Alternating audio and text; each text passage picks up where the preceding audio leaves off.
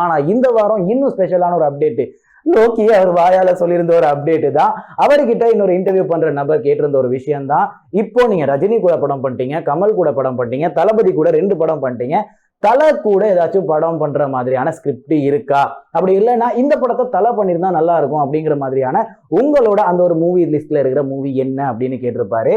So Loki சொன்னது என்ன அப்படின்னு பார்த்துக்கிட்டீங்கன்னா, இப்போ எக்ஸாக்டா தலைக்கான ஒரு ஸ்கிரிப்ட் ஒன்று என் கையிலேயே இருக்குது.